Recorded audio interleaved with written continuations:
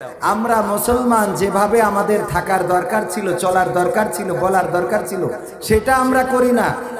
এইগুলো অ্যাপ্লাই করে এখন অমুসলমানেরা, বেধর্মীরা। আর আমরা যেটা আমাদের মধ্যে কালচার ছিল না, সেইটা আমাদের মধ্যে ঢুকাই নিয়েছি। বলেন ঠিক কিনা? সিঙ্গাপুরে গেলাম, সেখানে মুসলিম অধ্যুষিত দেশ নয়, বৌদ্ধ অধ্যুষিত দেশ। ধর্মের চর্চা নেই বললেই চলে, কিন্তু মসজিদে যাওয়ার সময় জুতা খুলে সাবধানে রাখা লাগে না। জুতা যেখানে রাখা হয় সেখানেই থাকে, আলাদা করে মসজিদে উঠাইনো লাগে না। আর বাংলাদেশ মুসলিম কান্ট্রি, যেখানে 95% মুসলমান, সেইখানে এক হুজুর গেছে মসজিদে নামাজ পড়ার জন্য, জুতা নিয়ে ঢুকেছে। এক মুসাল্লি কয় কি, কয় জুতা নিয়ে হাতে করে উঠেছেন, হুজুর আমার কাছে দেন, সাবধানে রেখে দিই। জুতো দিয়েছে, বিশ্বাস করি নামাজ শেষ করি, দেখে সে মুসাল্লিও নেই, জুতো নেই। তাহলে কি বোঝা গেছে মালটা কি ছিল? তো আমরা এই যে সালাম দিলাম, কারোর মনে ভাল লাগলে উত্তর দিলেন না, না লাগলে উত্তর দিলেন না, এরম না? ও অত দিয়ে পারে কিনা? আসসালামু আলাইকুম ওয়া রাহমাতুল্লাহ। আবার বকা দিলি ঠিক আছে, বকা দিলি আবার এই হ্যাঁ হুজুর ঠিক আছে। আসলে আমাদের উচিত হলো ইসলামের নিয়ম কানুন বিধান জানা। বলতেছে যে আমি তো হুজুর না বুঝে শুনে তালাক দিছি, হঠাৎ বলে ফেলেছি। না বুঝে শুনে আপনি দিলেন কেন? বললাম না বুঝে শুনে ছুরি নিয়ে যদি কিছু কাটেন, কাটবে কিনা? কাটবে কিনা বলেন? আপনার জানা দরকার ছিল বিয়েটা কি, তালাকটা কি। বিয়ে করার আগে তালাক জানার দরকার আছে না? একজন বিমান উঠাইতে পারে কিন্তু নামাইতে পারে না। এ যদি বিমান উপরে উঠায়, ওর দ্বারা কি আর পৃথিবীতে ফিরে আসা সম্ভব হবে? আর কনে দেখা হবে? হাসরের মাঠে। এর আগে কি দেখা হবে? হয় পাতালে নাই হাসপাতালে, নাকি? কারণ সে মোটরসাইকেল চালাইতে যাচ্ছেন, ওই স্টার্ট করে ছাড়তে জানে কিন্তু ব্রেক করতে জানে না। এর যদি হাতে মোটরসাইকেল দেন, তাইলে হয় পাতালে না হয় হাসপাতালে। এর বাইরে আর দেখা হবে? দেখা হবে না। সুতরাং বিয়ে করার আগে তালাকের বিধানটা একটু জানার দরকার আছে না নাই? কিন্তু যদি জিজ্ঞেস করি ভাই তালাকের কি ডা জানে, অথচ বলি বসে থাকবে তোর তালাক, তোর মার তালাক, তোর ভাইয়ের তালাক, তোর 14 গোষ্ঠী, আবার খানিক পরে মেনে নেবে। এই অবস্থা আমাদের মুসলমানদের মধ্যে আছে না নাই? আছে। মানে কি, মালয়েশিয়া থেকে আমার এক বন্ধু তার বউকে ফোনে তালাক দিয়ে ফেলেছে। বন্ধু বলতে ওখানে একসাথে যখন জব করতাম, তালাক দিয়ে ফেলার পরে ময়মনসিংহ বাড়ি। বলতেছে যে কবির ভাই আপনি তো হুজুর মানুষ, কুরআন হাদিস দেখি নাড়াচাড়া করেন, তাহলে শেষের পাতায় কিছু লেখা নেই? আমি বললাম কি? দেখো ওই যে আমি বলে ফেলেছি যে তোমার 3 তালাক, তা এটা কি ঘুরে ফিরে নেওয়া যায়? তাই আমি বললাম শেষ পাতা পর্যন্ত তো পড়িনি, তো যতটুকু জানি। আপনি কোন মাযহাবের লোক? তা বলছে হানাফি মাযহাব। তো বললাম হানাফি মাযহাব বলি ওটা হয়ে গেছে, ও আর হবে না। তা বলছে কোন মাযহাবে হয়? তা আমি বলছি শাফি মাযহাবে বলেছে যদি কেউ একবারে 3 তালাক দিয়ে ফেলে, 3 তালাক একটু কমাই দেন, হ্যাঁ, যদি কেউ একবারে 3 তালাক দিয়ে ফেলে তাইলে ওইটা 1 তালাক হিসেবে বর্তাবে। তা বলছে আমি তাহলে আজকে তো শাফি মাযহাবের মাযহাব। মানে শরিয়াত আমাদের বানাইতে হবে যে হুজুর একটু লাইন বলি দেন, তুই কোন লাইনে? আমার মার কাছে এসেছে, আমার নানি মানে আমার আব্বার খালা, আমার আব্বার কাছে এসেছে, আমার আব্বার কাছে এসেছে আব্বার খালা, আমার কি, আমার কি নানি। এসে বলছে যে সামাজ ওই ছেলে বিয়ে দিয়ে নিলাম, তো বউ তেমন ভালো হয়নি। তো বলছে ভালো হয়নি কেন? তো বলছে খুব সমস্যা, ও নিয়ে ঘর সংসার করা হবে না। যদি না হয় তাহলে তালাক দিতে। ভাই বললাম একটু ঠিক করেন, হ্যাঁ, যা গুতবেন আমি উঠার আগে গুতবেন, উঠার পরে গুতলি হয়। তো এখন ই করবেন, বলছে যে ওই বউ বেশি ভালো না, তা ও নিয়ে আর হবে না। তো হবে না তাহলে দেখি শুনি তালাক দিয়ে দাও। তা বলছে তা তোর কাছে আইসি কি করছি? তারপর বলছে আমার কাছে কি করতে আইসিস তুই ক? তা বলছে আইসি তুই একটা তাবিজ করি দে, যে তাবিজ আমরা বউ রাখতে চাবো কিন্তু বউ থাকতে চাবো না, এরকম একটা তাবিজ করি, যে বউ রাখবো রাখবো করবো কিন্তু বউ থাকতে চাবে না। বিষয়টা বুঝতে পারিস? তা আব্বা বলছে তোর বুদ্ধি দেশ কিনা? বলছে তুই না হুজুর, হুজুর হলে কত কি করা যায় করি দে, যে বউ রাখতে চাবো কিন্তু বউ থাকতে, কারণ কাবিনের টাকা দিতে হবে, ও যদি তালাক দিতে হয়। ও যদি থাকতে না চায় তাহলে আমাকে দেওয়া লাগবে না। বুদ্ধি আছে না? আমাদের কত বুদ্ধি, বাঙালির বুদ্ধি শেষ নেই। এই বুদ্ধি করে কি পার পাওয়া যাবে? যাবে না। এখানে লোক বেশি না বাজারে লোক বেশি? কোথায় লোক বেশি? আল্লাহ রাসূল বলেছেন নিকৃষ্টতম জায়গা পুরুষদের জন্য কোনটা, আর উত্তম জায়গা কোনটা? মসজিদ। লোক বেশি কোন জায়গায়? এরপরেও কয় হুজুর ইসলামের বিজয় আসে না কেন? তোমার মতো খাটাসের জন্যই তো ইসলামের বিজয় আসে না। মুসলমান দাবি করে বসে আছো, মাহফিলে পাওয়া যায় না, কোরআনের মাহফিলে নেই, ইসলামের মজলিসে নেই, মাদ্রাসায় নেই, মসজিদে নেই, ভালো কাজে নেই, যত খারাপ কাজ আছে, নোংরা কাজ আছে, সব জায়গায় তোমার বিচরণ। আর বলবা ফিলিস্তিনি মুসলমান মার খায়, ঘটনা কথা কয় না। দোষ আমার না কার? অলস, এই অলস জাতির জন্য। ভাই একটু বিভাগটা দেন, আর এটা রাখেন, একটু কি করেন না করেন, আর মাই কি কব না, কিন্তু কলি আপনাকে আবার সমস্যা হয়। এক জায়গায় পাব নাই, মাইক খুব খারাপ, তো মাইকি বলিস, তো মাইক এলা মাইক বন্ধ করে কাছে মুখি পান, তাহলে সহ্য না করে পারা যায়। তা আপনারা আবার ওরকম বন্ধ করে দিলে তো আমি নিত্য সময় খাবেন না। শুরু করবো ইনশাআল্লাহ, থাকবেন। প্রধান মেহমান এসে হাজির, প্রধান অতিথি এসে হাজির, কিন্তু এখনো অনেকেই যারা বাইরে রয়েছেন, বাজারে ঘোরাফেরা করছেন, ওগো আমার ভাইয়েরা, 1 বছর আগে এই মাঠেই এসেছিলাম, এই মাদ্রাসার মাহফিলে এসেছিলাম না, 1 বছর আগে এসেছিলাম। আল্লাহ হায়াতে রেখেছেন তাই আসতে পেরেছি। এই 1 বছরের মধ্যে অনেকেই বিদায় নিয়েছে, যারা আজকে কবর দেশের বাসিন্দা, এখানে আসার সক্ষমতা তাদের এরকম আছে না নাই? হাসপাতালের বেডে অনেকেই শুয়ে আছে, যারা চাইলেও আসতে পারবে না, বার্ধক্যজনিত কারণে অনেকেই পড়ে আছে, প্যারালাইজড হয়ে অনেকেই পড়ে আছে। ওগো যুবক, ওগো তরুণ, ওগো কিশোর, তুমি যদি মনে করে থাকো এইটা নয় আগামী মাহফিলে তুমি অ্যাটেন্ড করবা, আল্লাহর কসম করে বলি সেই মাহফিলটা তোমার নসিবে আর নাও জুটতে পারে। সুতরাং এখানে আসার দরকার আছে না নাই? যারা এখনো বাইরে রয়েছেন তারা আসেন। তার আগে আমি একটা সঙ্গীত দিয়ে শুরু করি। আজকে আসরের নামাজের পরে গানটা লিখেছি, তা কিরাম হয়েছে তা ক্ষতি পারি না, চেষ্টা করে দেখি। গাবো গাবো টিরাক ঈগল নৌকা কিংবা হলেও ধানের শীষ, আমরা ভাই ভাবি না মধু, বলি না আবার বিষ। ঠিক না বে ঠিক? টিরাকি গল নৌকা কিংবা, টিরাকি গল নৌকা কিংবা হলে ধানের শীষ, আমরা ভাই ভাবি না মধু, বলি না আবার বিষ।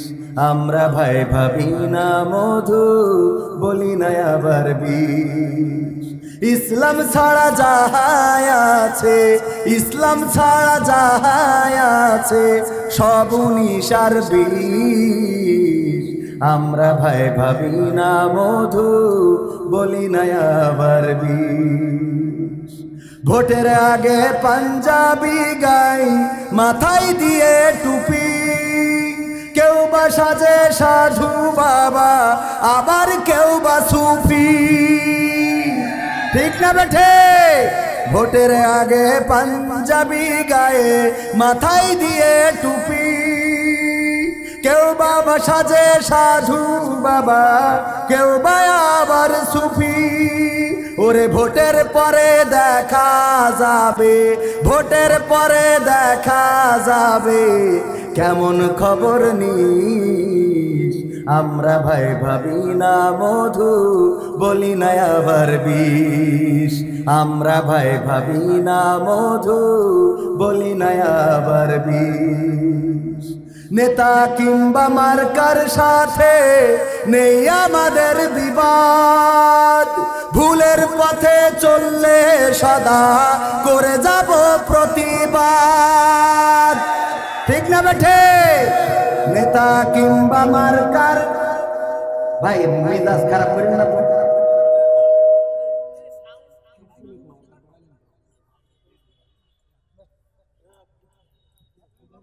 নেতা কিংবা মার্কার সাথে নেই আমাদের বিবাদ, ভুলের পথে চললে সদা করে যাব প্রতিবাদ।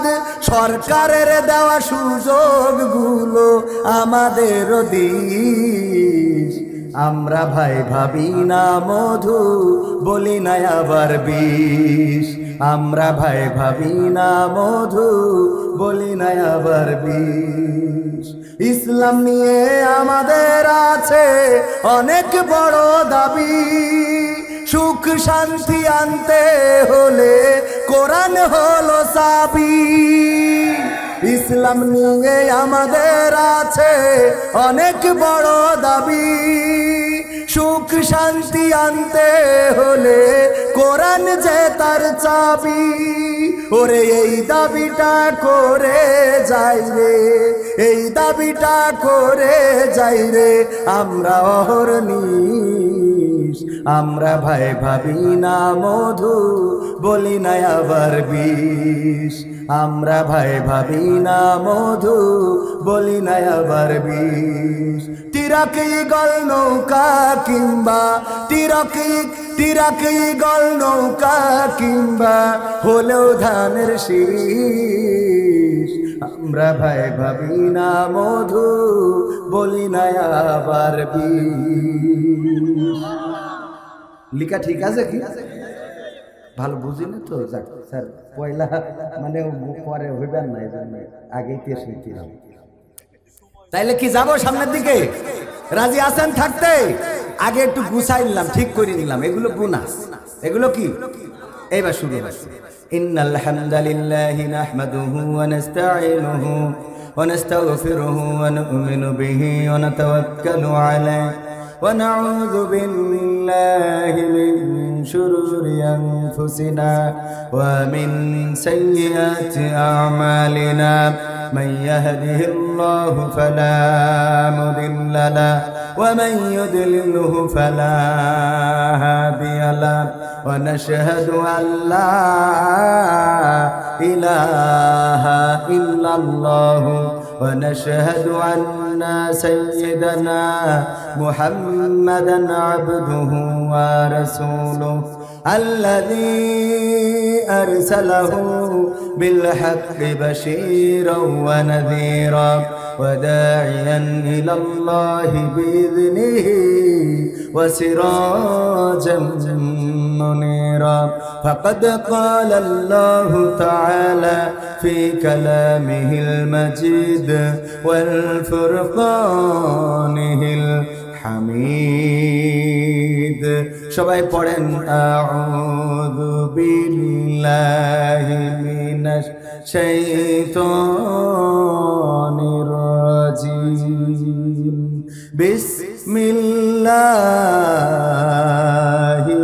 রাহমানির রাহিম আল-ইয়াওমা নাখতিমু আলা أفواههم وتكلمنا أيديهم وتشهد أرجلهم بما كانوا يكسبون وقال الله تعالى في شأن حبيبه إن الله وملائكته يصلون على النبي يا أيها الذين آمنوا صلوا عليه وسلموا تسليما اللهم صل على سيدنا مولانا محمد وعلى آله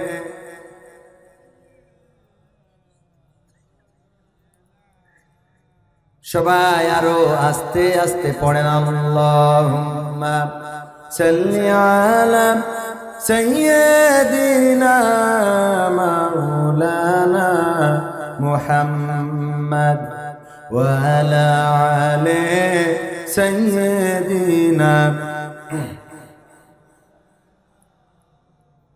নবীর নামে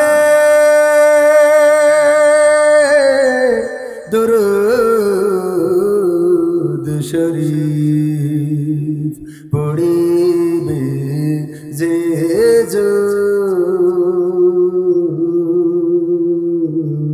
তার জন্য যে হারাম হবে জাহান্নামের আগুন আল্লাহুম্মা সাল্লি আলা সাইয়্যিদিনা মাওলানা মুহাম্মদ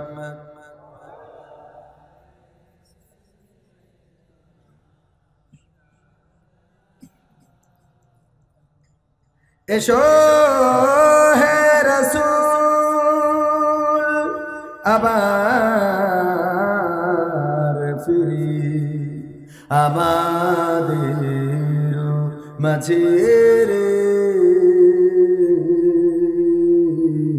নতুন করে খুতবা দিতে কাবার মিনার পরে আল্লাহুম্মা সাল্লি আলা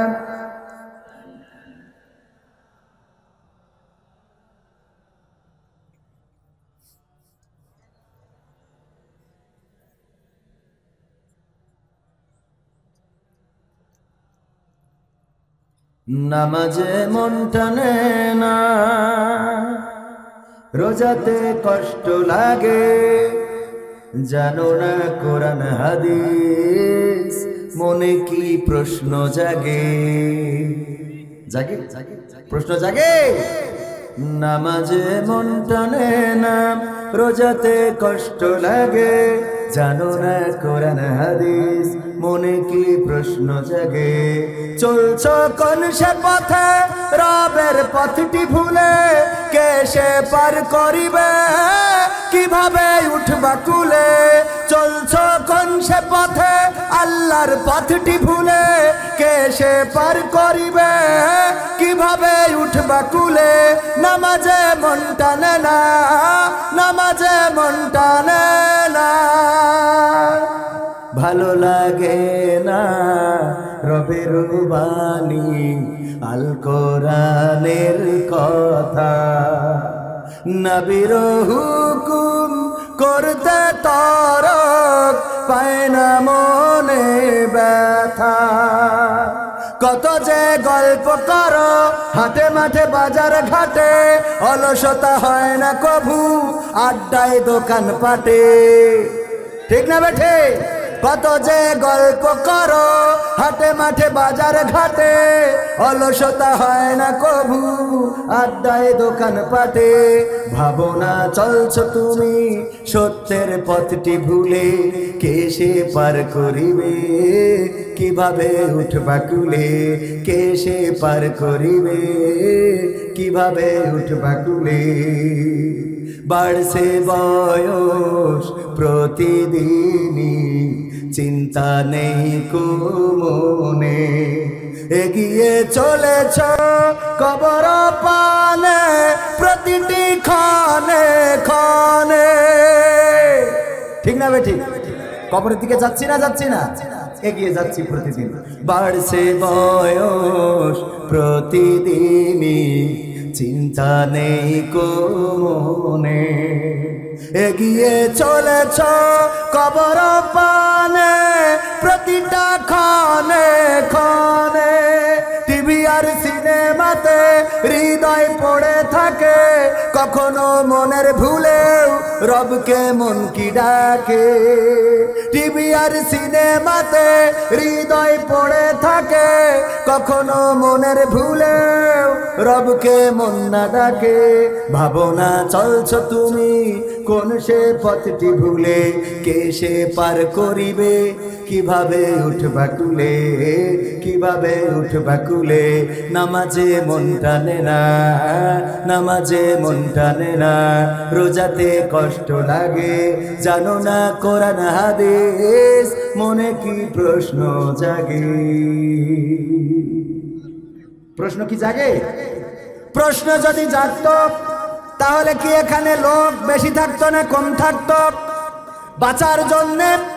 বাঁচার জন্যে যদি ডাক দেয়া হয় যদি বলা হয় যে আজকে ঝড় হবে যদি বলা হয় বন্যা হবে সুনামি হবে এটা আশ্রয় কেন্দ্র আশ্রয় স্থল এখানে এসে আশ্রয় নাও মানুষ কি বাড়িতে থাকবে না আশ্রয় কেন্দ্রে যাবে আশ্রয় কেন্দ্রে যাবে আমরা জানি ভুল পথে চললে আল্লাহ আমাদেরকে পাকড়াও করবেন জাহান্নামে দিবেন আমাদের জন্য আল্লাহ রাব্বুল আলামিন শাস্তি অবধারিত করে দিবেন অথচ আমরা সেই ভুল পথে চলছি আশ্রয় কেন্দ্রগুলোতে আমরা মনের ভুলেও ঢুকছি কথা কয় না ঢুকছি আজান দেয় মসজিদের মুয়াজ্জিন সকালবেলা বলে আসসালাতু খায়রুম মিনান নাওম মানে কি ঘুম থেকে নামাজ উঠতাম।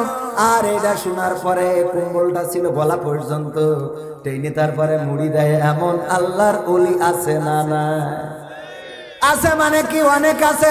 এক গ্রামে ভোটার যদি হয় 400, মসজিদে ফজরের নামাজে 4 জন, সত্য না মিথ্যা? যদি বেশিও হয় 40 জন, এর বেশি আর পাওয়া যায়? তার মানে হলো আশ্রয় কেন্দ্রে যায় না, ঘুম থেকে নামাজ উঠতাম আর আমি কম্বলটা টেনে নিয়ে তারপরে মুড়ি দিলাম, খুব সুন্দর করে আরামে ঘুমালাম। বলেন আশ্রয় কেন্দ্রে গেলাম নাকি? অথচ ভাইরা আমার, মাঝে মাঝে বোঝানোর জন্য বলি, চায়ের দোকানদার কোনোদিন টেলিভিশন জুড়ে আজান দিয়ে বলে নাই আসেন আসসালাতু খায়রুম মিনান নাওম, আস-সাদুকানু খায়রুম মিনান নাওম, যে সাত দোকান ঘুমের থেকে উঠে বলিছে না? বলে নাই। এই চায়ের দোকানে কোনদিন চায়ের দোকান বলেন দোকানদার বলে নাই হাইয়া আলা সাদ দোকান, হাইয়া আলা সাদ দোকান বলিছে নাকি? যে এইসব সাদ দোকানের দিকে আইসো, না বলে নাই। কিন্তু চায়ের দোকানে লোক কম না বেশি? বেশি মানে কি? যদি চায়ের দোকানদার সকালবেলা দোকানটা না খুলে, তাইলে অমনি ফোনটা ধরায়, এই কলিম সাহেব তোর কি টাকা বেশি হয়ে গেছে নাকি, এখনো চার দোকান খুলিস নাই কেন? সত্য না মিথ্যা? চায়ের দোকানে জামাতে লোকের অভাব হয় নাকি? অভাব হয় না। অথচ মসজিদে জামাতে লোকের অভাব। আবার এই মুসলমানরা কয় বিজয় আসে না কেন, জুলুম হয় কেন, নির্যাতন হয় কেন, আলেম ওলামা মারে কেন, ফিলিস্তিনে মারে কেন? শুধুমাত্র তোমাদের অলসতার কারণে, মুসলমানদের অলসতার কারণে এমন কালো জগদ্দল পাহাড় পাথর আমাদের উপরে চেপে বসে আছে, যেটা সরানো আমাদের জন্য কষ্টকর হয়ে দাঁড়িয়েছে। বলেন ঠিক না বেটি? এটা কিভাবে? ফিলিস্তিনের দিকে তাকিয়ে দেখেন, অলস ছিল কেমন অলস, নিজেদের জায়গা জমিগুলো বিক্রি করেছে। নিজেদের জায়গা জমিগুলো এরকম আছে না, দেখবেন যে নোয়াখালী, কুমিল্লা, চট্টগ্রাম অথবা সিলেট, ওই অঞ্চল থেকে আগের মানুষ আগে আসতো, এসে এই এলাকায় আসতো কাজের জন্য, এসে কারোর বাড়ি কামলা খাটতি খাটতি সেই বাড়ি এক সময় কিনে নিয়েছে, জায়গা জমি কিনে নিয়েছে। পরে দেখা যায় যেই বাড়ি আশ্রিতা ছিল, আশ্রয় দেওয়া হয়েছিল, ওই বাড়ির লোক এখন এই বাড়িতে মাইনে খাটে। সত্য না মিথ্যা? কারণ কি? কারণ হলো ওদের বাবার ছিল ঠ্যাঙের পরে পা তুলে খেত, ঠ্যাঙের পরে পা তুলতো, হুকো টাইনতো, কাজ করে নাই। আর যেই লোক ওই বাড়িতে ছিল, সে পরিশ্রম করেছে, কষ্ট করেছে, উপার্জন করেছে, করতে করতে করতে করতে একটা সময় যেই লোকটা এই গ্রামে ছিল, যাকে পলিথিন বলতো মানুষ, ওই লোকটার নামের শেষে এখন চৌধুরী বসে গেছে। বলেন ঠিক না বেটা? ফিলিস্তিনেও তাই, ইহুদিদের কাছে জমি জায়গা বিক্রি করতে করতে করতে করতে এমন একটা পর্যায়ে চলে গেছে যে ওদের দখলে বেশি চলে গেছে। তারপরে ঘুম ভেঙেছে। ওগো মুসলমানেরা, কবি নজরুল অনেক আগেই বলেছে, ঘুমের ঘরে কেটেছে ফজর, তখন জাগনি যখন জোহর, হেলায় ফেলায় কেটেছে আছর, মাগরিবের ওই শুনিয়া যান, এশার জামাতে হরে শামিল, এখনো জামাতে আছে স্থান। এশার জামাতে যদি শামিল হওয়া না যায়, এখনো যদি এশার জামাতে শামিল না হন, তাইলে আগামীকাল সূর্যোদয় আপনার কপালে আর নাও জুটতে পারে। বলেন ঠিক না বেঠে? সুতরাং আপনাকে এশার জামাতে শামিল হয়ে যেতে হবে। আর কোনো দ্বন্দ্ব নয়, আর কোনো ফিতনা নয়, আর কোনো ফ্যাসাদ নয়। আমরা একটি সুখী সমৃদ্ধশালী বাংলাদেশ চাই।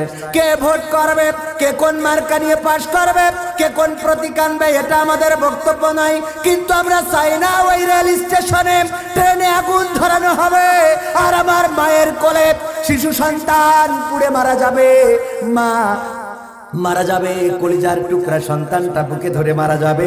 এমন মৃত্যু বাংলার জমিনে আমরা দেখতে চাই, দেখতে চাই।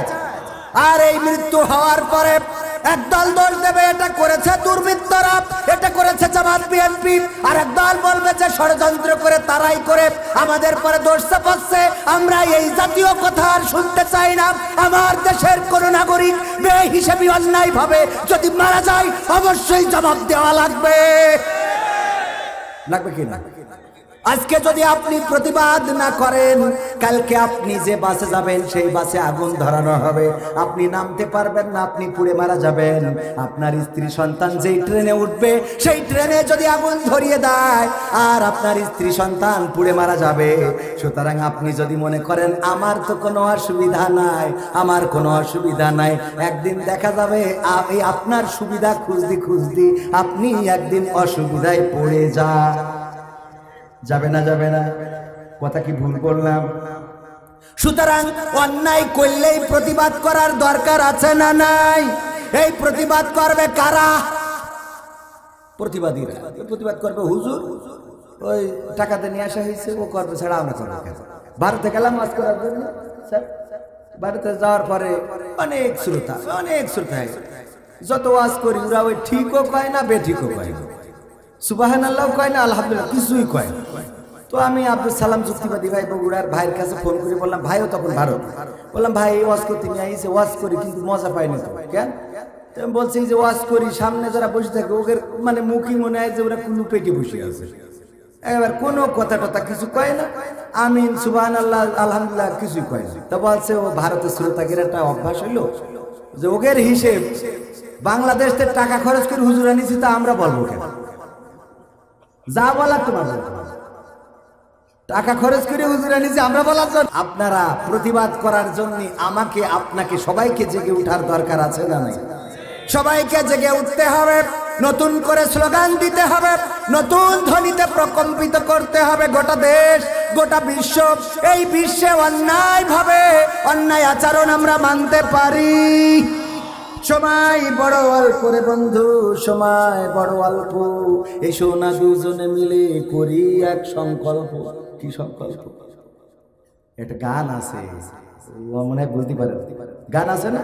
আগে বলতো গানে জ্ঞান, আর এখন গান শুনে অনেকেই অজ্ঞান হয়ে যায়, হয় না? গান শুনে অজ্ঞান হয়। সাদা পাখি কালা পাখি গাইতে গাইতে বাংলাদেশের মানুষ একেবারে শেষ। আর টিকটকে যাইয়ে মোটামুটি ভিডিও, কত রকম গান। আগের সময় আসলে গানে জ্ঞান ছিল কি ছিল? পরের জায়গা পরের জমি ঘর বানায় আমি রই, আমি তো সেই ঘরের মালিক নই। পরের জায়গা পরের জমি ঘর বানায়া তুমি রও, তুমি তো ওই ঘরের মালিক নও। ও সেই ঘরখানা যার জমিদারি, আমি পাই না তাহার হুকুমদারি। ও সেই ঘরখানা যার জমিদারি, আমি পাই না তাহার হুকুমদারি। আমি পাই না জমিদারের দেখা, পাই না জমিদারের দেখা, মনের দুঃখ কারে কই, আমি তো সেই ঘরের মালিক নই। পরের জায়গা পরের জমি ঘর বানায়া তুমি রও, তুমি তো ওই ঘরের মালিক নও। জমিদারের ইচ্ছা মতো দেও না জমি চাষ, তাই তো ফসল ফলে না রে দুঃখ 12 মাস। ঠিক না বেঠে? জমিদারের ইচ্ছা মতো হয় না জমি চাষ, তাই তো ফসল ফলে না রে দুঃখ 12 মাস।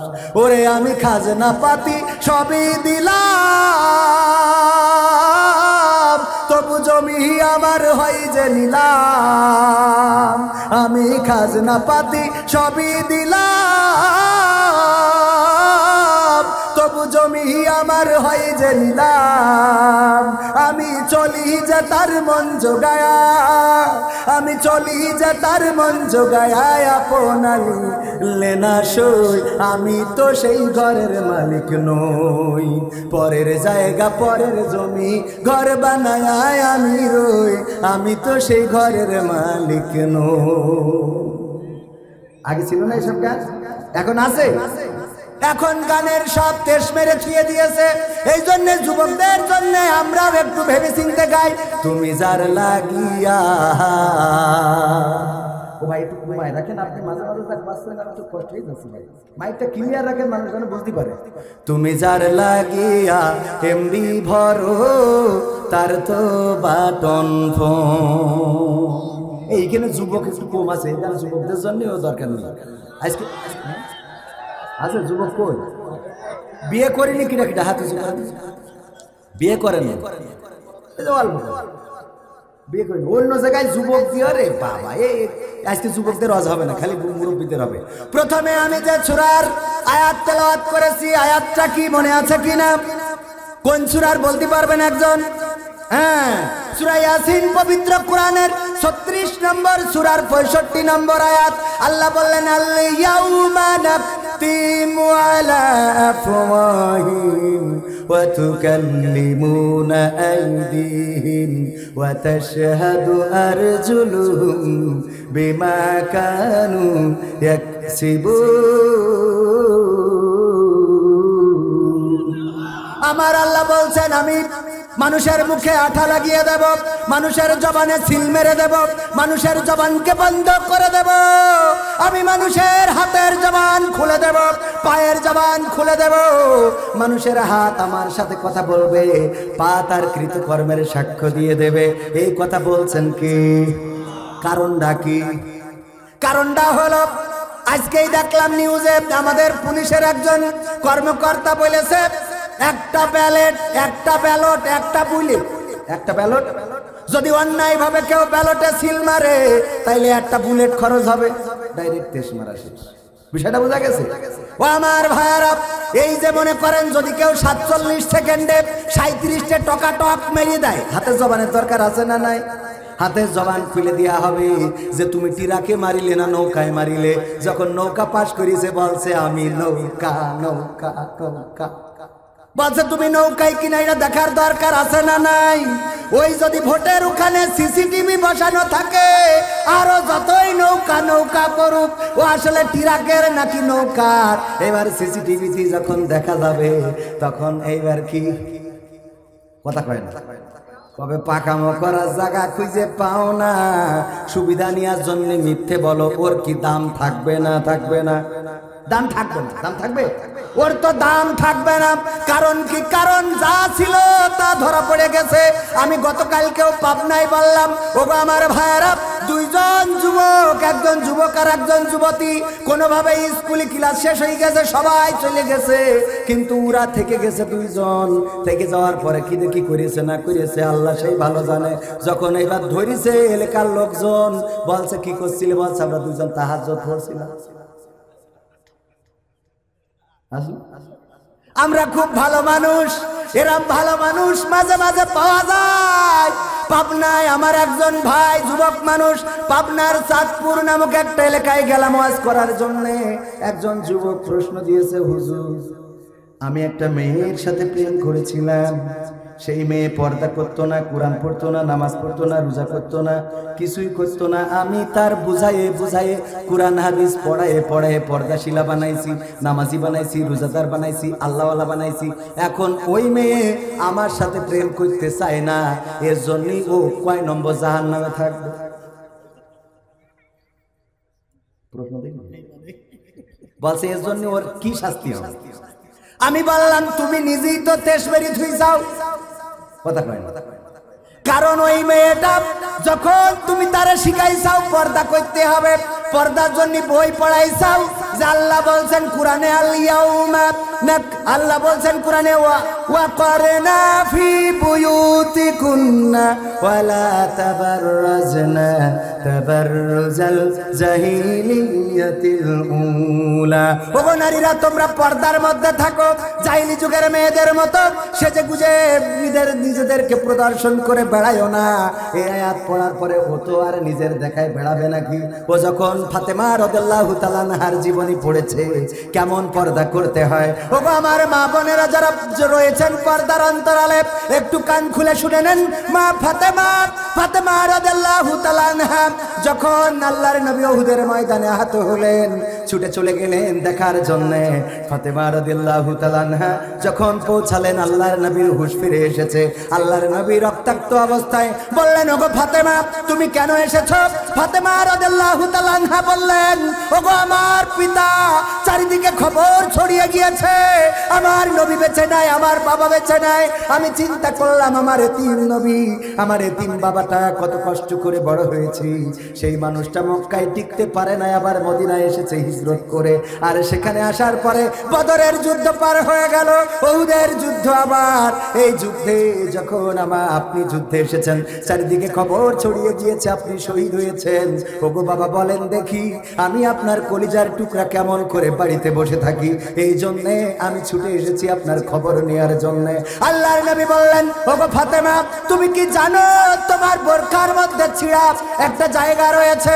আল্লাহর নবীর কন্যা ফাতেমা বললেন, ওগো বিশ্ব নবী, ওগো আমার পিতা, আমি জানি আমার বোরখা ছিঁড়া আছে, এই জন্যে আমি এই বোরখার ছিঁড়া জায়গাটা মুট করে ধরে নিয়ে এসেছি গো নবী। এই ছিঁড়া জায়গা দিয়ে পৃথিবীর কোনো মানুষ আমার গায়ের রংটাও দেখতে পারে নাই। আল্লাহর নবী বললেন, ওগো ফাতেমা শুনে নাও, যদি তোমার এই ছিঁড়া জায়গা দিয়ে পৃথিবীর কোনো মানুষ তোমার গায়ের রংটা দেখে ফেলতো, আমি আল্লাহর নবী পরকালের ময়দানে তুমি যে আমার কন্যা এই পরিচয়টা হাসরের ময়দানে দিতাম না। আল্লাহু আকবার বলবেন না? আল্লাহু আকবার। ওই পরকালের ময়দানে মা বোনেরা আমার, যদি শুধুমাত্র কন্যা ফাতেমা রাদিয়াল্লাহু তাআলা আনহার ওই বোরখার ছিদ্র দিয়ে গায়ের রং পৃথিবীর মানুষ দেখলে যদি আল্লাহর রাসূল কন্যা সন্তানের পরিচয় না দিতে চান, তাহলে আপনি চিন্তা করেন আপনার চেহারাটা কত জনকে দেখাইলেন, কত যুবকের ঘুম হারাম করে দিলেন, আর বিয়ে না করার আগে সকালবেলা গোসল করায় আনলেন। কথা কয় না? আছে না নাই? ওরে বাবা আছে মানে কি? এত সাজা সাজে আলকাতরা বেগম পরিমণি দেখা যায়। হ্যাঁ, সত্য না মিথ্যা? এত সাজুগুজু, আর যদি স্বামী বিদেশে থাকে তাইলে তার আর ঠেকাই কিরা? টাকা তুলবে আর বাগার পাড়াতে যশোরে যেয়ে মার্কেট।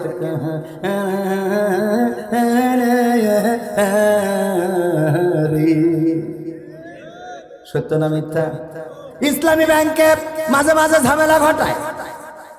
আমার স্যার আছেন, আমি সে তো শুরু করার টাইম পাই না এখন।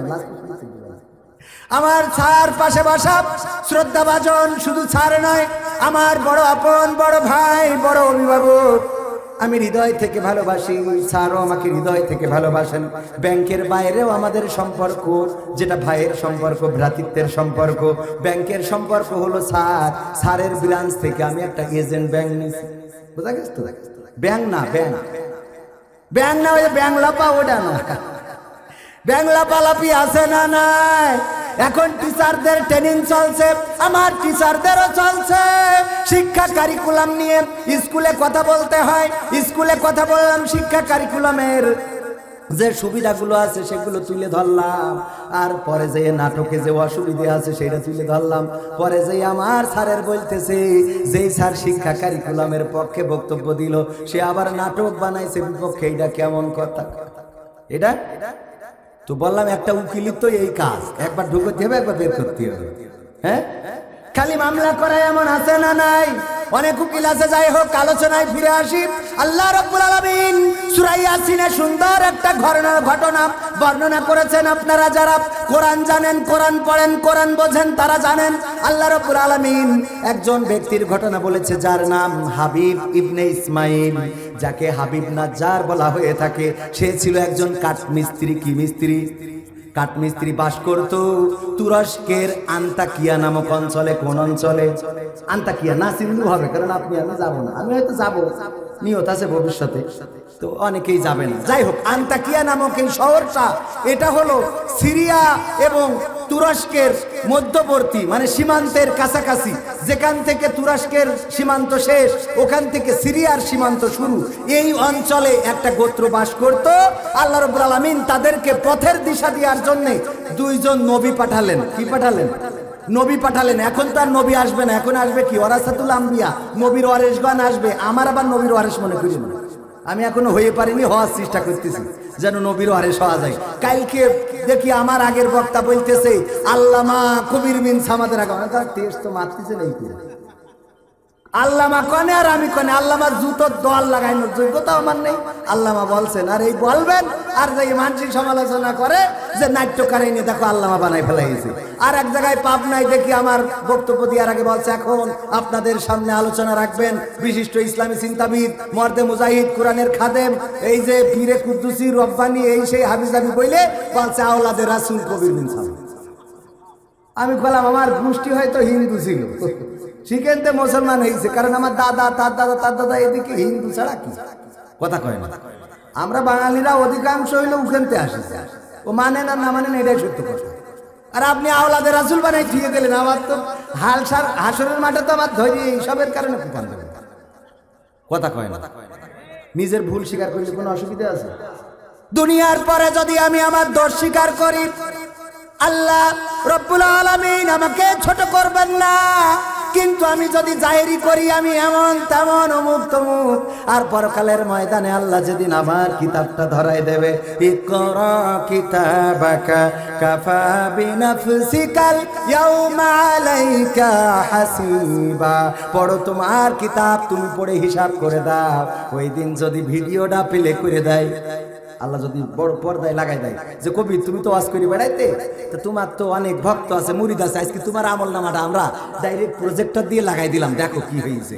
আপনারা দেখছেন যে এক জায়গায় ওয়াজ করছি করে বাড়ি যাওয়ার সময় যশোরে আবার আমার ডাইলিং ছিল, হ্যাঁ বুঝে নেন বোঝা গেছ তো।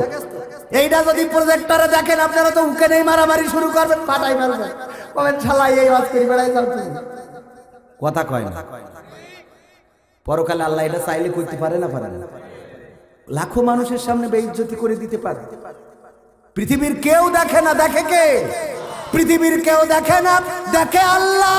পৃথিবীর কেউ শোনে না, শোনে আল্লাহ। প্রমাণ আছে না নাই?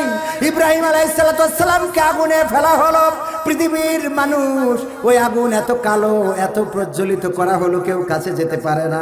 ওই জায়গায় চড়ক গাছ বানায়, এখনকার সময় যে ক্রেন বলা হয়, ক্রেন বানায় ফেলে দিল। পৃথিবীর কোনো মানুষ দেখুক আর না দেখুক, দেখেছেন কে? আল্লাহ বললেন ইয়া নারু কুনি বারদাও ওয়া সালামান আলা ইব্রাহিম, ওরে আগুন আমি নিষেধ করে দিচ্ছি, তুই আমার ইব্রাহিমের পুড়াবি না, আমার ইব্রাহিমের জ্বালাবি না, আমি নিষেধ করে দিলাম। শান্তিদায়ক হয়ে যা, আরামদায়ক হয়ে যা, ঠান্ডা হয়ে যা। হয়েছে না হয় নাই? আল্লাহ রাব্বুল আলামিন ঠান্ডা করে দিলেন নূহ আলাইহিস সালামের কিস্তিতে। আল্লাহ রাব্বুল আলামিন সকল প্রাণী পাখিদেরকে দলে দলে হেফাজত করলেন। ইউনূস আলাইহিস সালাম মাছের পেটের মধ্যে চলে গেলেন, নৌকা থেকে ফেলে দেওয়া হলো, মাছ গিলে নিল। এক পানির অন্ধকার, দুই রাতের অন্ধকার, তিন মাছের পেটের অন্ধকার। এই তিনটা অন্ধকার থেকে গভীর সমুদ্রের তলদেশ থেকে কি পড়লেন? লা ইলাহা ইল্লা আনতা সুবহানাকা ইন্নী কুনতু মিনাজ জালিমিন। শুনেছেন কে? আল্লাহ রক্ষা করেছে না করে নাই? আল্লাহ রাব্বুল আলামিন রক্ষা করলেন। ইসমাঈল আলাইহিস সালাম পানির জন্য, পানির পিপাসায় জীবন যায় অবস্থা। মা হাজেরা ছুটে চলেছেন, একবার সাফাই একবার মারওয়ায়, দৌড়ায়। হাজিরাও যে দৌড়ায় না, হাজিরাও যে দৌড়ায়, আমার স্যারও দৌড়াইছে, আমিও দৌড়াইছি, সভাপতি হয়তো দৌড়াইছে। এই যে দৌড়াদৌড়ি করা লাগে, হাজেরা আলাইহিস সালাম দৌড়াইছিলেন। 7 বার যখন দৌড়ানো হয়ে গেছে, হঠাৎ মনে হলো আহারে এতক্ষণ হয়তো আমার সন্তান বেঁচে নাই, যে পানির জন্য ছটফট করছিল হয়তো বেঁচে নাই। সেখানে এসে কি দেখলেন? ইসমাঈল আলাইহিস সালাম পা দিয়ে আঘাত করে, আর সেখানে পানি, ওই মরুর প্রান্তরে পানি জেগে উঠলো, যার নাম জমজম কূপ হয়ে গেল। এই পানির ব্যবস্থা করেছিলেন কে? অসংখ্য ঘটনা আছে, কয়টা বলবো? আল্লাহর নবী ইসমাঈল আলাইহিস সালামকে কুরবানি করার জন্য নিলেন। বাবা বললেন ওগো আমার স্ত্রী গুছিয়ে দাও, গুছিয়ে দেয়া হলো। নিয়ে গেলেন কুরবানির মাঠে। নিয়ে যাওয়ার পরে সুন্দর করে বললেন ইয়া বুনাইয়া ইন্নী আরা ফিল মানামি আন্নী আযবাহুকা ফানজুর মাযা তারা। আল্লাহ কোরআনে রেকর্ড করে দিলেন, ওগো ইসমাঈল আমি স্বপ্নে দেখেছি আমি তোমাকে জবাই করে দিচ্ছি, এখন বলো তোমার মনোভাব কি? ইসমাঈল বলল ক্বালা ইয়া আবাতি ফাআল মা তু'মারু সাতাজিদুনি ইনশাআল্লাহু মিনাস সাবিরিন। বললো গো বাবা আপনি যা স্বপ্নে দেখেছেন সেইটাই করেন, কোনো অসুবিধা নাই, আপনি আমাকে ধৈর্যশীলদের মাঝে দেখতে পাবেন। বাবা ছুরি চালাবেন, কিন্তু অনুরোধ, তিনটা অনুরোধ রাখতে হবে। আল্লাহর নবী ইব্রাহিম আলাইহিস সালাম বললেন, বলো কোন অনুরোধ? আল্লাহর নবী ইসমাইল বললেন, ওগো বাবা আমার মা আমাকে বড্ড কষ্ট করে মানুষ করেছে, আপনারও আমি অনেক ভালোবাসার, আপনার কাছে প্রথম দাবি হলো আপনি জবাই করার সময় আপনার দুইটা চোখ বেঁধে নেবেন, কারণ দুইটা চোখ যদি না বেঁধে নেন, যখন ছেলের গলায় ছুরি চালাবেন হয়তো আপনার মধ্যে মায়া জাগ্রত হতে পারে যে আমার কলিজার টুকরা সন্তান 80 বছর বয়সকালে সন্তানটা পাইলাম, আর এই সন্তানটা কেমন করে জবাই করব, যেহেতু আল্লাহর হুকুম, সুতরাং আপনি চোখটা বেঁধে নেবেন যেন ছুরি চালাতে যে কোনো মায়া আপনার না হয়। 2 নম্বর অনুরোধ, ওগো বাবা আপনি আমার হাত এবং পা শক্ত করে বাঁধবেন, কারণ যখন আপনি ছুরি চালাবেন তখন হয়তো বা আমার হাত পা ছুটাছুটি হতে পারে, হাত পা ছুটাছুটি করতে যে আপনার গায়ে লেগে যেতে পারে, শরীরে লেগে যেতে পারে, যেটা বেয়াদবি হয়ে যাবে, সুতরাং আপনি আমার হাত পা শক্ত করে বেঁধে নেবেন। আর 3 নম্বর অনুরোধ হলো, ওগো বাবা আমার মা আমাকে বড্ড কষ্ট করে এই মরুর প্রান্তরে লালন পালন করেছে, আপনি জবাই দেওয়ার পরে আমার রক্ত মাখা জামা এবং কাপড়গুলো আমার মায়ের কাছে পৌঁছে দেবেন, যেন আমার মা এটাকে দেখে সান্ত্বনা নিতে পারে। আর আজকের সন্তানেরা পিতামাতার কথা শোনে না, কারণ কি? কারণ এটার জন্য দায়ী মা, এটার জন্য দায়ী বাবা, এটার জন্য দায়ী পরিবার। যেই সন্তানটা যেভাবে মানুষ করার দরকার সেই সন্তান সেইভাবে মানুষ করে নাই। ছোটবেলায় শিখাইছে শাহরুখ খান কোনটা, সালমান খান কোনটা, ডিপজল কোনটা, মিশা সওদাগর কোনটা, প্রিয়তমা গান কোনটা, সাদা সাদা কালা কালা কোনটা, সব শিখানোর পরে যখন এবার বয়স হয়েছে, হওয়ার পরে মদ খায়, ফেন্সি খায়, রাত্রি বাড়ি এসে বলে মা টাকা দিবি নাই, বলো তোর আমি এফোড় ওফোড় করিয়ে দেবো, বলে হুজুর একটু দোয়া করিয়ে দেন যেন আমার ছেলে, ওর দোয়া করিয়ে তো আর কাজ হবে না, হবে না। কথা ঠিক না বেটি? কারণ ছোটবেলায় তো দেও নাই। এই মাদ্রাসায় ছাত্রের দরকার আছে না নাই? মাদ্রাসায় পড়ালে না, মাদ্রাসায় দিলে না, আদর্শ শিক্ষার কাছে দিলে না, আলিয়া ভাল লাগে না কওমিয়াই দাও, কওমিয়া ভাল লাগে না আলিয়াই দাও, নুরানিতি দাও, যেখানে মনে চাই তুমি কওমিয়ার, তুমি চরমনার লোক হইলে কওমিয়াই পড়াও, তাও পড়াও। তুমি যদি জামাত ইসলাম হেফাজত এই দিকের লোক হও, তোমার যদি কওমিয়া মাদ্রাসা ভালো না লাগে তাও তুমি আলিয়ায় পড়াও। আর যদি তুমি গড়ে আমার মতো গোল আলু মার্কা হও, তাইলে এই মাদ্রাসায় কওমিয়া আছে, আলিয়া আছে, মাইজভান এই কি আছে, জেনারেল আছে, সব আছে না, গড়ে সব আছে, এইটাই পড়াও। ঠিক আছে না বাজান? কথা কয় না। রংপুরে গেলাম, এমপি মশিউর রহমান রাঙা, নাম শুনেছেন?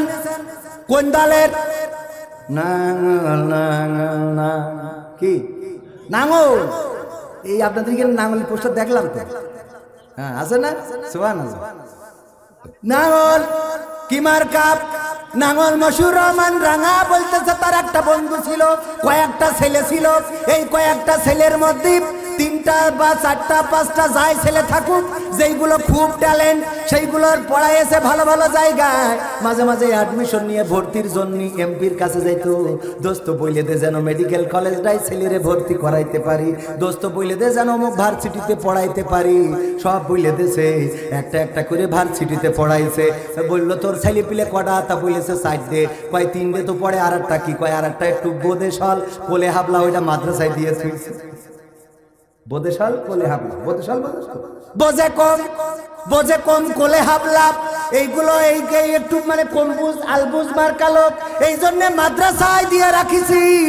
এরপরে অনেক দিন পরে একদিন ওই বন্ধু আবার এমপি মশিউর রহমান রাঙার বাসায় হাজির, বলতেছে কি ব্যাপার? কয় আমি ভালো নেই রে। কেন, কি হয়েছে? অসুস্থ, আমার দেখার মতো কোনো লোক নেই, এই যে আলবুজ পাগল ছেলেটা এ পাশে আছে বলে বাসা, বাকি 3টে ম্যাজিস্ট্রেট হয়েছে, ডাক্তার হয়েছে, তারপরে হয়েছে ক্যান্সার কিন্তু ক্যান্সার ইঞ্জিনিয়ার হয়েছে। এইগুলো হওয়ার পরে গো উরার বাবার দেখার সময় পায় না, বাবার দেখার টাইম পায় না। শুধু তাই না, বাবার দেখলে সোয়াব কি এইটাই জানে না। কথা কয় না? এটা জানার দরকার আছে না? বাবার সাথে ভালো ব্যবহার করলে আল্লাহ কি আপনার বরকত দিবেন, মায়ের সাথে ভালো ব্যবহার করলে কি বরকত দিবেন। আল্লাহর নবীকে বললেন, ওগো নবী, আমরা যারা হজ করতে পারি না, টাকা নাই, পয়সা নাই, যাওয়ার মতো সামর্থ্য নাই, আমরা কি করে হজ করব? আল্লাহর নবী বললেন, তোমার মা কি বেঁচে আছে? বলল আছে। আল্লাহর নবী বললেন, যদি প্রতিদিন সকালে তোমার মায়ের দিকে মমতার দৃষ্টি দিয়ে তাকাও, তুমি যদি একবার তোমার মায়ের দিকে মমতার দৃষ্টি দিয়ে তাকাও, আল্লাহ তোমার আমল নামায় একটা কবুল হজের সওয়াব লিখে দিবে। শুধু তাই নাই, ওই সাহাবী জিজ্ঞাসা করলেন, আল্লাহর নবী, আমি যদি একাধিকবার তাকাই? আল্লাহর নবী বললেন, একাধিকবার লিখবেন। সুবহানাল্লাহ, একাধিকবার লিখবেন। সোয়াব ঘরের মধ্যে, সোয়াব বাড়ির মধ্যে, আমরা সেইটা সোয়াব বুঝি না, খুঁজি না, আমরা খুঁজে বেড়াই পীরের দরবারে।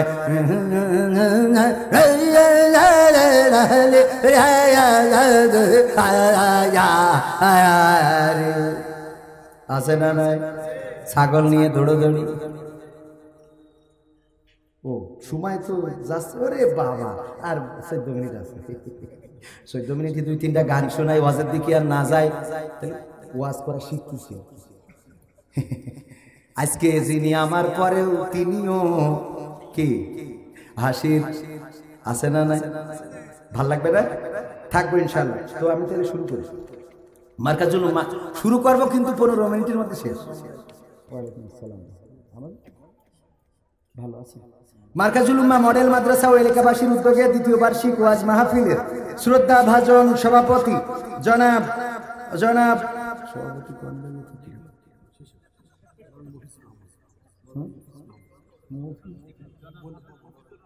মোহাম্মদ মফিজু, একদম নিচে সভাপতির নামে এত নিচে তুমি দেখতে পায় কে? সভাপতি জনাব আলহাজ হাফেজ মফিজুর রহমান সাহেব পাশে বসে আছেন, শ্রদ্ধাভাজন ব্যক্তিত্ব, পিতৃতুল্য। আর আজকে অতিথি হিসাবে প্রধান অতিথি জনাব আমার শ্রদ্ধাভাজন ডক্টর মোহাম্মদ মিসবাউদ্দিন স্যার, বিশিষ্ট ইসলামী চিন্তাবিদ এবং গবেষক, এছাড়া শাখা ব্যবস্থাপক চিকরগাছা ইসলামী ব্যাংক চিকরগাছা ব্রাঞ্চ। আজকে প্রধান বক্তা হিসাবে জনাব মাওলানা নাসিরউদ্দিন যুক্তিবাদী সাহেব, যিনি আমারও ভালোবাসার একজন মানুষ। আমি উনার ওয়াজ, আমার মনে হয় যত ওয়াজ শুনেছি, আল্লামা সাইদির পরে মনে হয় উনার ওয়াজ বেশি শুনেছি, কারণ আমি তো আবার ওই ক্লাসের, ওই লাইনের, তো এই জন্য একটু বেশি শোনা পড়েছে। তো উনি আছেন, এছাড়া আরো আলোচনা করে তত্ত্বাবধানে যিনি রয়েছেন, আমার খুব ভালোবাসার মানুষ, ওমরাতে নিয়ে গিয়েছিল, আলহামদুলিল্লাহ। আমি শুধু ভিসার খাওয়া খরচটা দিয়েছিলাম, উনি টিকিটটা করে দিয়েছিল। তো এই জন্যে উনি আলহামদুলিল্লাহ কৃতজ্ঞতা জ্ঞাপন করছি। আমার প্রিয় ভাই আলহাজ হাফেজ মাওলানা আমানুল্লাহ মোহাম্মদ আমান সাহেব, এছাড়া আরো গণ্যমান্য ব্যক্তিবর্গ আছেন। স্টেজে অনেক উস্তাদরা রয়েছেন, যাদের জুতা টানার যোগ্যতা আমার এখনো হয় নাই। আমার সামনে উপবিষ্ট দিনদার ইমানদার মুসলমান ভাই ও বাবাজিরা, বিশেষ করে অনেক তাহাজ্জুদ গুজারি মানুষ রয়েছেন, আল্লাহওয়ালা রয়েছেন, পর্দার অন্তরালে মা এবং বোনেরা, সবাইকে আনুষ্ঠানিকভাবে সালাম জানাচ্ছি, আসসালামু আলাইকুম ওয়া রাহমাতুল্লাহ। আল্লাহর শুকরিয়া আদায় করি, যে মহান রব দয়া করে মায়া করে আমাদেরকে মানুষ হিসাবে সৃষ্টি করেছেন, সেই আল্লাহর শুকরিয়া আদায় করে বলছি আলহামদুলিল্লাহ।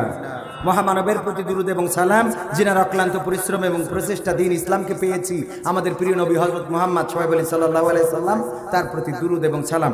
ভাষার মাস, বিজয়ের মাস, এই মাসেই আমরা বিজয় পেয়েছিলাম। আমাদের দেশকে আনার জন্যে, দেশকে রক্ষার জন্যে, দেশের মাটিকে রক্ষার জন্যে যারা জীবন দিয়েছিল, রক্ত দিয়েছিল, শহীদ হয়েছিল, আমরা তাদের জন্য দোয়া করছি, আল্লাহ রাব্বুল আলামিন যেন তাদেরকে জান্নাতুল ফেরদাউস দান করেন। সবাই বলেন আমিন।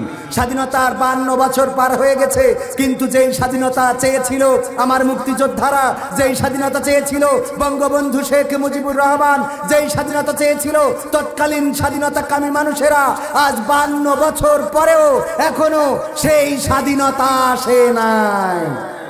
এসেছে, এখনো জুলুম হয়, ধর্ষণ হয়, জেনা হয়, ব্যভিচার হয়, মারামারি হয়, খুনোখুনি হয়, পিটাপিটি হয়, শোষণ হয়, শাসন হয়, সব কিছু এখনো চলছে। সুতরাং সেই স্বাধীনতা যদি পেতে হয়, প্রেসক্রিপশনের দরকার আছে না নাই? প্রেসক্রিপশন হলো আল্লাহর কোরআন যদি বাংলাদেশের সংসদে কায়েম করে দেওয়া হয়, মুক্তিযোদ্ধাদের স্বপ্নের স্বাধীনতা বাংলাদেশে কায়েম হয়ে যাবে না? যাবে না? শান্তি আসবে না? আসবে না। শান্তি কিভাবে আসবে? আমার স্যার আজকের মাহফিলের প্রধান অতিথি, স্যারের দে বলি কাজ নেই, আমার স্যার সম্মানিত মানুষ, আমার যদি একটা হাতের কবজি কাটা থাকতো, বাংলাদেশে চোরের বিধান, চোরের আইন পাশ হয়ে গেছে, চুরি করলে হাত কেটে দিয়ে আইন যদি কায়েম থাকতো, আর আমার যদি হাতের কবজিটা কাটা থাকতো, এসে যদি ওয়াজ করতাম বাবারা কেউ চুরি করবা না, আরে আপনারা বলতেন হুজুর আপনার হাতের কবজি কনে গেছে রে, বলতাম আমাদের আখ লাগাইলো, এই আখ মাড়াই করার জন্য আব্বা মেশিনে বসাই দিছিল, আর ওই মেশিনে বসে আমি আখ ঢুকাতে ঢুকাতে হঠাৎ কাক ঘুমাইলো, আর এর মধ্যে হাতটা ঢুকে গেল গো, যশোর 250 বেডে নেওয়ার পরে কেটে দিয়েছে, কিন্তু আপনাদের কাছে দাবি হইলো কেউ চুরি করবে না। আপনারা বাড়ি যেতেন আর বলতেন হুজুর যতই ভালো ভালো কথা বলুক না কেন, এই মালটা কিন্তু একসময় চোর ছিল রে। বোঝা গেছ তো?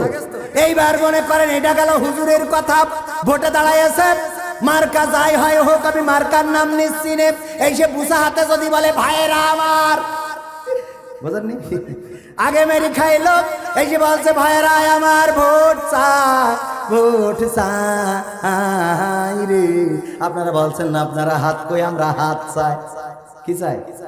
হাতের তো তেস মারা সাহারা রে, তখন বুঝে ফেললেন যে এর এখন ভোট দিলে কি অবস্থা হতে পারে, বলবেন যে ভোট দেবো না, দেবো না, পারলি আগের রাতে নিয়ে নাও, কথা কয় না। ও আমার ভাইয়েরা, ভোট নিয়ে আমাদের কোনো মাথা ব্যথা নেই, ও নিয়ে মাথা ব্যথা করবো কেন? এক চাষা গিলো, ওর একটু মাথা ব্যথা আছে, চাষা গিলো ভোট দিতে কতবার, তো যেই চাষা যেই পৌঁছাইছে বুড়ো মানুষ কষ্ট মষ্ট করে বলছে যে চাষা আপনার এই আসার দরকার কি, কষ্ট করি, আপনি মুরব্বী মানুষ, আপনারটা তো আমরা আগে ঠিক করে দিছি, আচ্ছা দোয়া শেষ, তা বলছে তাহলে একটু কালিটা লাগাই দাও, যাতে বাড়িতে দেখাতে পারি যে আমি করে আছি, কালিটা লাগাই দাও, লাগাই দিয়ে চলে আসতেছে, বলতেছে চাচা শোনেন ও চাষিটা বলে হয়ে গেছে, আবার জন্য আসে না, দেখো দেখো তোমার চাষি কত বড় খাটাসের খাটাস গো, কার সাথে ঘর করলাম, বলছে কেন, বলছে দেখো আমি তার কত বিশ্বাস করি, আমি আজকে 12 বছর মরে গেছে, আমি এখনো নিকেও করিনি, আর ওই সে ভোট দিয়ে গেল, তো দেখা করে গেল আমার সাথে। সময়টা তো বড্ড খারাপ, আপনি তো ভাই সব জানেন, বুঝে শুনে কথা বলে ওয়াজের রীতি টানে, শোনাবো শোনাবো শোনাবো আমার যুবকেরা, যুবকদের গান শোনাতে চাইলাম তুমি যার লাগিয়া, কিন্তু যুবক পাইলাম কম, এই জন্য শোনাই নাই, দাঁড়ানো যুবকেরা এসে বসে যেতে হবে, বাকি জায়গাটা ভরে দিলি আমি শোনাবো রে। তারপরে ওই হাবিব ইবনে ইসমাইলের কথা মনে আছে নাকি? বাস করতো কোথায়? আন্তাকিয়া শহরে, তুরস্কে। কোথায়? তুরস্কের আন্তাকিয়া শহরে।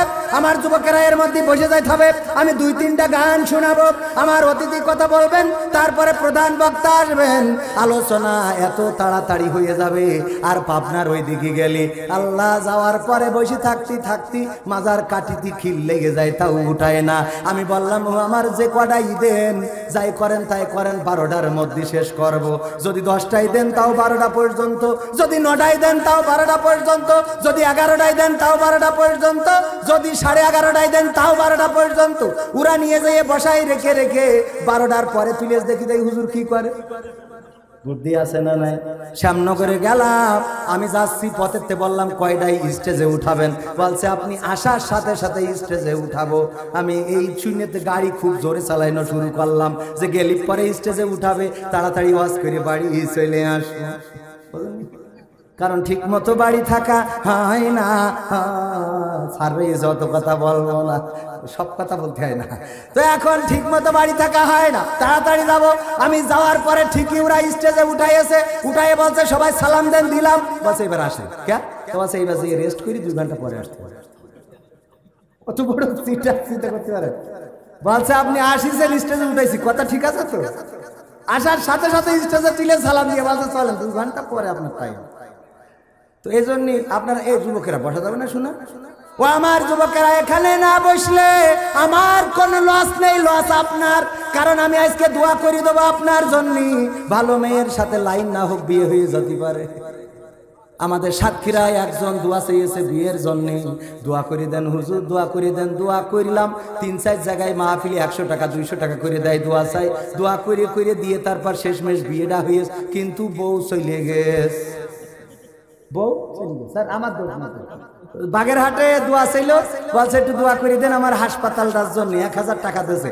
আমি দোয়া করেছি বাগেরহাটে ফকিরহাট যাই হাসপাতালের জন্য দোয়া করেছি, আল্লাহ হাসপাতালটার বরকত দাও, এলাকায় যত মানুষ আছে সব রুগী বানাই দাও, তা না হলে তো হাসপাতালে বরকত হবে কি করে।